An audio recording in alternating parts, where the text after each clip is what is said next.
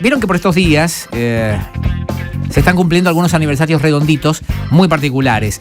Ayer hablábamos, por supuesto, de que este fin de semana se está recordando en todo el mundo los 50 años del Festival de Woodstock, el original, 1969. Pero hay otro aniversario redondo, 50 años también, en este fin de semana, que también es muy particular y que para los de mi generación o para los que son muy fierreros y son conocedores de la historia de los autos en la Argentina, es quizás uno de los hechos más recordados, porque se cumplen 50 años de lo que históricamente se conoció como la hazaña de Nürburgring. ¿De qué se trata todo esto? Bueno, vamos a preguntarle a alguien que este fin de semana, en este momento, de hecho está en Córdoba, está involucrado en lo que va a ser un fin de semana de homenaje y de celebración por ese evento tan particular. Es el hombre de TN Noticias, Federico Biemayer. Federico, buenas tardes, ¿cómo te va, viejo? ¿Qué haces, Bebe? ¿Cómo te va? Bien, y gracias por estos minutitos, Pero, por favor, sabés que me entretenía mucho ahora cuando contemos por qué vamos a hablar de torinos. Pensaba cuando vos recordabas los aniversarios 50 de este año, dijiste la hazaña de los torinos antes que el hombre en la luna, Bebe. Ah, olvídate.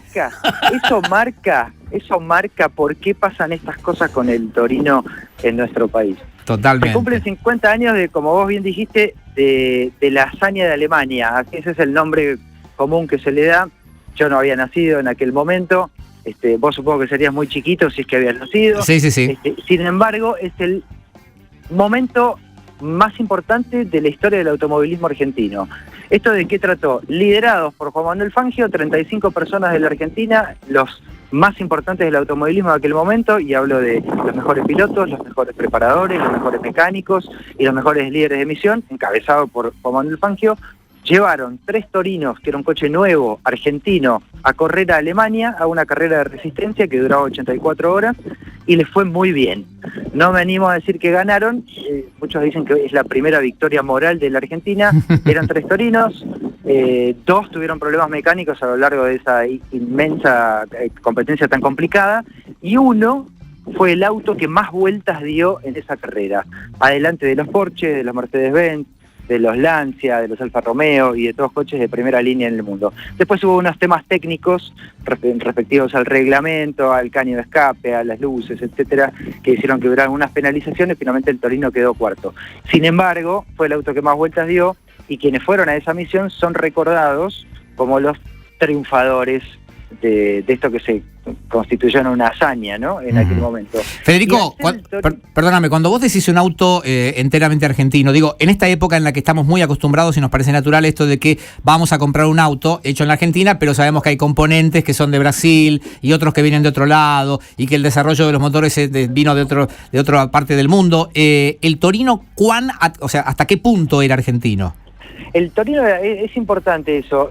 Hay autos que se compran acá y que están hechos en Brasil. Poner un auto estándar que podés comprar vos o yo. Sí. Después hay autos que se fabrican en la Argentina. Vamos al Falcon, un coche de aquella época. Sí. El Falcon se fabricaba íntegramente en la Argentina, pero era un modelo igual al que se vendía en Estados Unidos. Exacto. Acá se replicaban las piezas que se fabricaban en Estados Unidos también. El diseño no era argentino. No, el Torino está basado en un Rambler, un coche americano, el casco, digamos, la carrocería. Es un auto americano que se llevó a Europa, donde Pininfarina, diseñador de Ferraris, a pedido de Fangio, lo rediseñó y le dio ese aire estético tan bonito y tan elegante del Torino. Y en Argentina se le hizo el motor, el chasis y las suspensiones. Es decir, que era un coche, hoy contaban acá en la celebración, que en un 90% era argentino. Hay mucho detractor que dice, pero si estaba basado en un Rambler. No, escuchen, el casco del lado de adentro era lo único que quedaba del Rambler. Claro. El diseño había sido hecho en Italia por Pininfarina, el mismo hombre que hizo el 504, por ejemplo, o el mismo hombre que hizo las Ferraris históricas de los 60s y 70s, y después todas las suspensiones, por ejemplo, eran hechas acá en la Argentina. Con lo cual el auto ese era netamente un auto argentino, era un coche argentino. Y es importante en toda esta historia, más allá del automovilismo y del auto en sí, la tarea que encara Fangio, o la misión. Esto se lo conoció a lo largo de las décadas como la misión argentina, pero el nombre original que tuvo en el 69 se lo conocía como el proyecto Fangio. Fangio, recordemos que en el 69 hacía 10 años apenas que se había retirado del automovilismo, siendo quíntuple campeón mundial, era palabra santa en todo el planeta, era un hombre respetado en todo el planeta, el nombre Fangio abría puertas. Y Fangio, con su corazón argentino, vio que en la Argentina se estaba haciendo el Torino, le tenía confianza a ese coche, y lo que él hizo fue poner un producto argentino a la vista del planeta. Esa es, a grandes rasgos, si nos elevamos y miramos todo de 100 metros de altura, eso es lo que hizo Fangio. Federico, vos Sí. estás en Córdoba en este momento porque vas a dar cuenta de celebraciones que se estaban llevando a cabo ahí. Claro, son 84 horas de celebraciones, igual a la cantidad de horas que duró esa carrera. Claro. Jueves, viernes, sábado y domingo. Son 4 días que van a durar acá. Son 3 días y medio es lo que va a durar esto acá.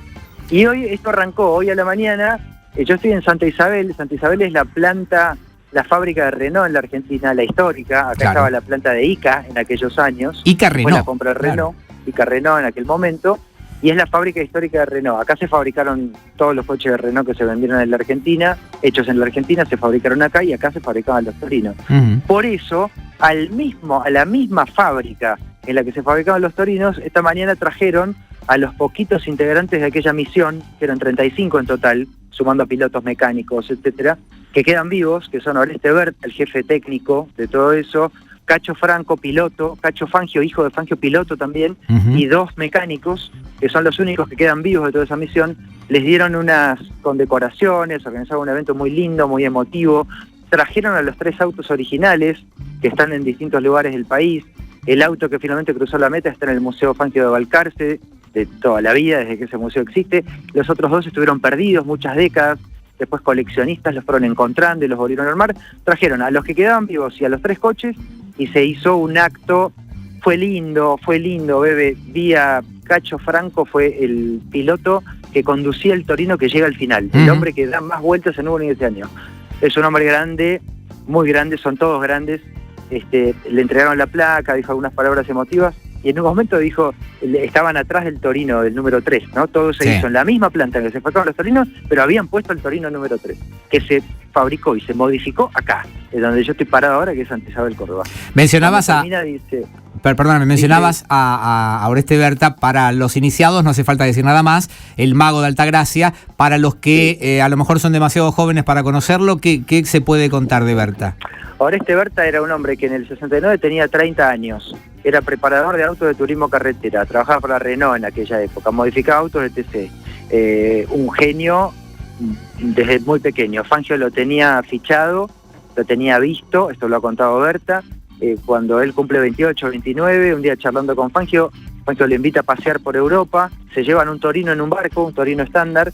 Fangio lo hace manejar por toda Europa, lo convence de que ese es un lindo coche para ir a correr a Europa y finalmente lo traen acá. Oreste Berta fue el director mecánico, el director técnico, digamos, de los coches que corrieron, de estos de Alemania. Y Berta, muchos años después, teniendo hacia acá en el tiempo, era el que preparaba la Fuego de Traverso, por ejemplo. Claro. Del turismo carretera. Yo creo que a nivel de preparadores de autos es el más importante de la historia argentina. Un hombre que hoy tiene 80 años, tenía 30, era un niño, sí. Muchos de ellos eran niños. Cacho Franco, yo te decía, hoy, cuando termina de recibir la placa, se dio vuelta y pidió permiso para darle un beso en el techo al Torino de carrera que tenía ahí atrás, en el cual él representó a la Argentina hace 50 años.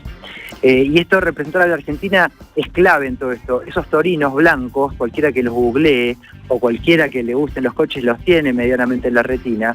Bebe, no tenían publicidades. No. Y no es que en Nürburgring no hubiera publicidades, todos tenían publicidades. Los Torinos argentinos no.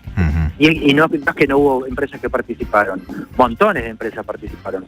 Sin embargo, Fangio se encargó que lo único que decían los coches era industria argentina, gigante en la tapa del baúl.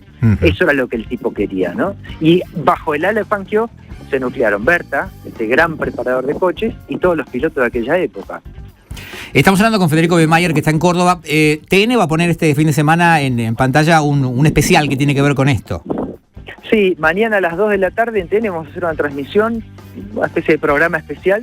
Van a estar 2 de nuestros compañeros en el piso, va a estar Mario Marquich y Marcelo Fiache en el piso en Capital, y en Córdoba estamos Matías Antico, nuestro encargado de coches en serio, y yo haciendo los móviles. Porque una de las cosas lindas de todo esto es que no es que todo esto suceda dentro de una fábrica donde solo entran los acreditados, como he tenido la suerte de venir hoy acá. Sí. Llegaron a Córdoba, en Altagracia hay 500 torinos, Wow. de todos los clubes de torinos del país, que se anotaron van a estar cerca de los famosos talleres de Berta. Después de todas estas historias que les cuento, Berta se convirtió en una eminencia del automovilismo en la Argentina y tiene unos talleres muy importantes dentro de ese predio, y en los alrededores de Altagracia hay 500 torinos dando vuelta. Por lo que dijimos cuando arrancamos, ¿no? El torino como el símbolo del auto argentino, y más allá del gusto que cada uno tenga por cada marca, cada coche, cada modelo, el torino es el auto ante el que todos se rinden. Bueno, el torino como pasión de Argentina por los coches, ese creo que es el factor común de todo lo que está pasando en estas horas acá.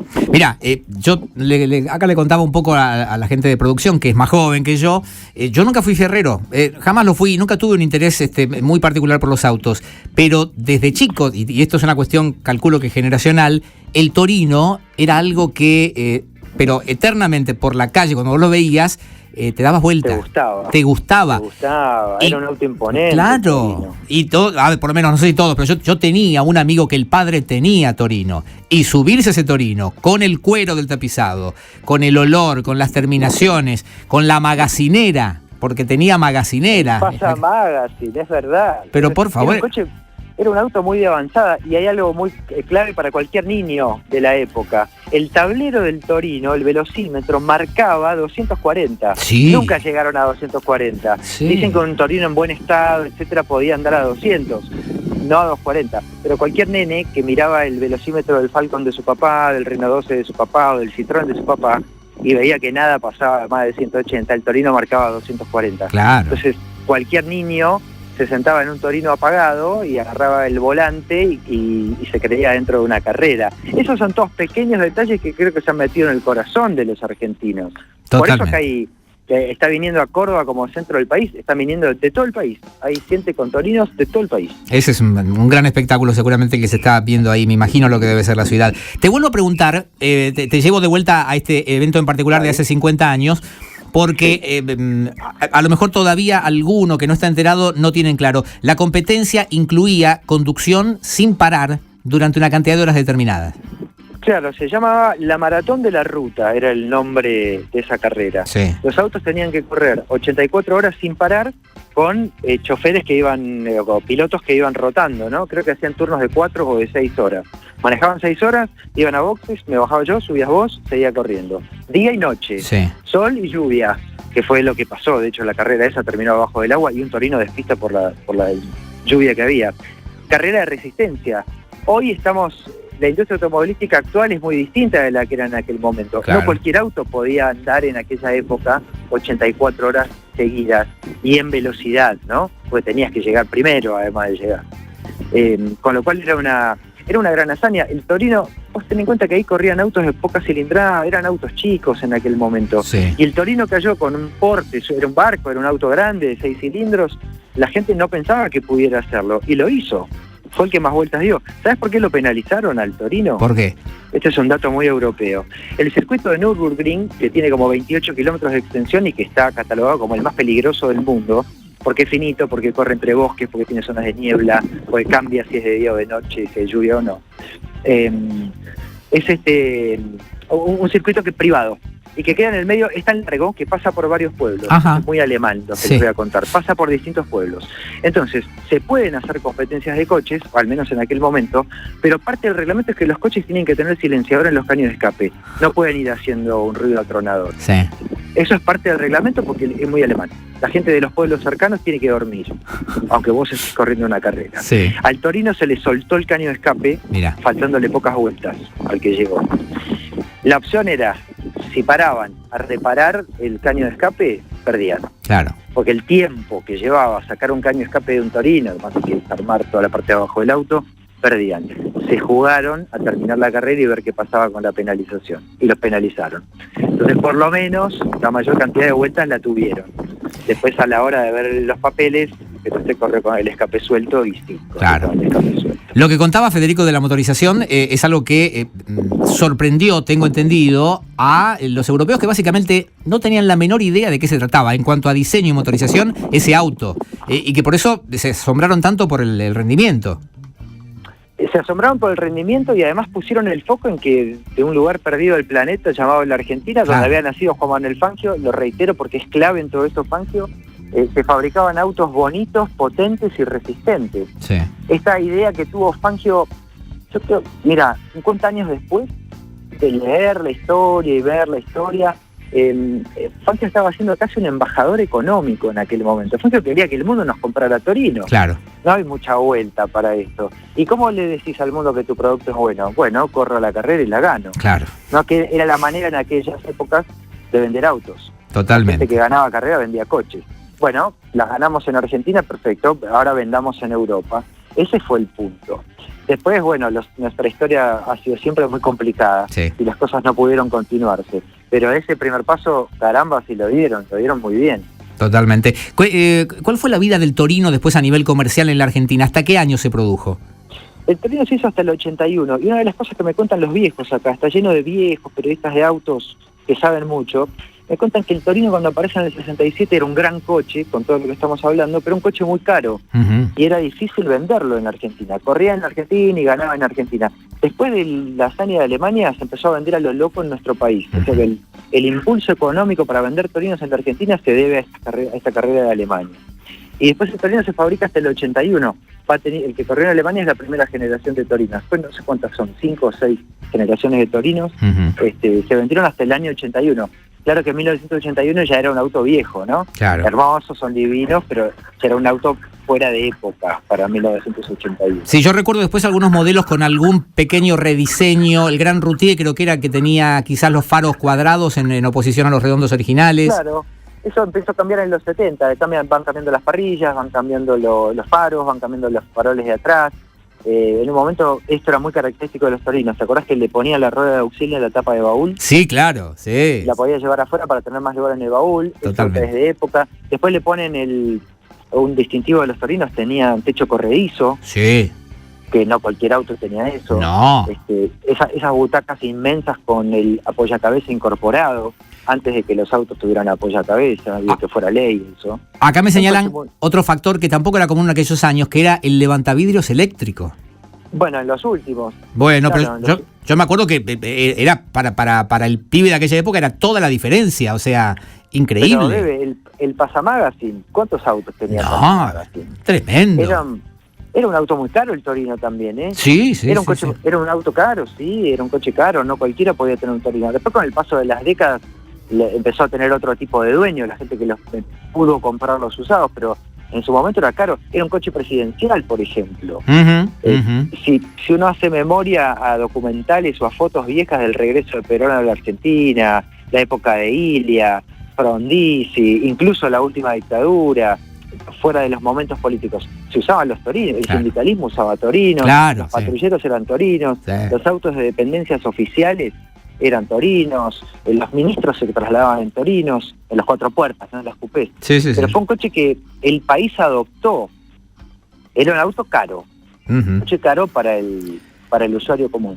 Y en algún momento, como decías vos, el que podía comprarlo usado, en un momento fue, así como hubo otros modelos y marcas que en algún momento cayeron en esa clasificación, pasó a ser auto de carnicero. Auto de carnicero. Claro. Torino naranja, auto de carnicero. Totalmente. Bueno, un coche que tuvo el mismo estigma del Torino más acá en el tiempo fue la Coupé Fuego. Exacto. La Coupé Fuego en su momento era un auto de avanzada, de vanguardia, caro, solamente lo tenía el que tenía mucha plata y mucha pasión. Y con el tiempo se dejó de fabricar y le empezó a comprar el que antes compraba Torino. Coche de carnicero. Y sí, claro.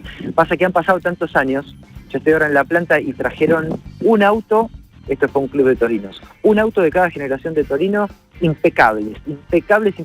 Tan impecables a uno que un 380W, la primera generación de Torino, lo acaban de poner hace una horita más o menos, lo llevaron a la línea de montaje de la cual ese auto salió hace 52 años, porque es más viejo aún lo que trajeron, y lo volvieron a poner en la punta y le sacaron fotos y toda una cobertura periodística. ¿Pudiste subirte alguno o manejaste uno ya este fin de semana o todavía no? No los manejé, sí me senté porque han venido coleccionistas que tienen, no es que son Torinos en buen estado, son piezas de colección, hay otros que han traído en trailers acá. Claro. Estamos hablando, Bebe, un Torino de la primera generación, los que fueron modificados para Alemania, pero la primera generación en estado óptimo, estás hablando de $50.000. Ok. Claro. Eso es lo que vale un Mercedes-Benz de colección, Sí, o más. Sí. Además, Mercedes-Benz hay por todo el planeta, Torinos hay solo acá, con lo cual es un auto que con el paso del tiempo atravesó todas las etapas. Del auto argentino por excelencia, caro, de precio oficial, lo compran los carniceros y el albañil que quería un Torino, se desprecian, nadie da un mango, y hoy, que han pasado 50 años, los que quedaron buenos valen cada día más plata. Claro. Totalmente. Federico, no sé cómo agradecerte el tiempo y la dedicación que pusiste en explicarnos este gran evento que está sucediendo allí en mucho, Córdoba. Bebe. Vos sabés que a mí me sorprendió cuando me llamaron de tu producción y arreglaron esta nota. Alguna vez hemos hablado vos y yo por temas de tecnología. Yo cubro temas de tecnología, ¿no? Es cierto, exacto. Cuando me escriben y me dicen, Bebe, quiero hablar con vos mañana, le digo, no puedo, voy a estar en Córdoba por otra nota. De eso queremos hablar, de los torinos. Claro. Eso me llama Bebe Sancho para hablar de los torinos. Pero porque... Eso es el torino, sí, Bebe. Exactamente. Vos y yo, ni vos venís de este palo, ni yo vengo de este palo. Exacto. Que vos y yo estemos hablando del auto, eso es el torino. Exacto. Es así. Vos sabés que, insisto con esto, no me atraen demasiado los autos, pero las fotos de los torinos de Nürburgring. Hace unos años llevaron a uno, andá a saber si era el real, pero uno lo expusieron en Pinamar. ¿Viste que es muy característico en Pinamar los stands de los autos en verano? En el verano. Bueno, habían llevado uno. Y yo recuerdo haberlo visto y no sé por qué, no puedo explicarlo, pero siempre esas imágenes me produjeron mucha emoción. Es que es un auto lindo, es muy bonito. Y esos particularmente, los de la hazaña, estéticamente, el detalle que vos contabas de lo limpio que está ese color blanco, solamente cruzado por esas rayas. La bandera. Totalmente. ¿No? La bandera argentina. Totalmente. La verdad, te envidio sanamente de que estés allí participando de este gran evento. Y por supuesto, invitamos todos mañana a 2 de la tarde, entonces en la pantalla de TN. Gracias, Bebe. No sabes la cantidad de colegas que me están mensajeando para manifestarme su envidia. Claro. De que me haya tocado hoy hacer esto. Imagino. Abrazo grande, Federico, y muchas gracias otra vez. Gracias, Bebe. Abrazo como siempre. Abrazo. Adiós. Federico Biemeyer, hombre de TN, mañana va a estar en esta transmisión especial de TN que tiene que ver con lo que está sucediendo allí en Córdoba, pero con todo este evento que, insisto, a veces estas cosas sirven para hacer recordar o a veces simplemente contar algo que a lo mejor no lo viviste por una cuestión generacional, o a lo mejor es algo que no te llama demasiado la atención porque no es tu palo, no es tu interés. Todo lo que rodea a lo que fue aquella epopeya del año 69 resulta interesante. Es cierto, tiene esa cosa del romanticismo de aquellos años, tiene un poco de esa cosa también muy argentina de campeones morales, que a veces es bueno y a veces es malo, pero hay un halo alrededor de todo esto que a mí me resulta muy pero muy atractivo, y yo lo escuchaba hablar a Federico con ese entusiasmo y tengo que confesar que un poquito la garganta se me cerraba. No lo puedo explicar, no sé por qué, pero me pasa. Algunos mensajes que llegan vía WhatsApp al 221-419-4952 me dicen, lo del caño de escape es muy de Fangio, que era muy vivo. Bueno, el quíntuple, señor, qué sé yo, ¿no? Esas cosas también tienen que ver con, seguramente, una situación en la que, bien contaba Federico, viajó en esa delegación lo mejor de la Argentina en términos de pilotos, mecánica y demás, pero muy seguramente, como nos pasa históricamente, a lo mejor no teníamos las mejores condiciones de infraestructura. A lo mejor los equipos eran superiores hasta en número de personas para hacer un cambio o una reparación sobre la marcha como la que le tocaba hacer al Torino. Bueno, se tomó esa decisión y este fue el riesgo al que se expuso el equipo, que de todas maneras alcanzó ese cuarto puesto que estamos recordándolo hoy, 50 años después, nada más y nada menos. Era Federico Biemeyer y nos contaba de otro de los grandes aniversarios de este año 69, perdón, del año 69, de este año 2019 en todo caso, 50 años. Bien lo decía él, 50 años de la llegada del hombre a la luna, 50 años del Festival de Woodstock, 50 años de la hazaña de los Torino en Nürburgring.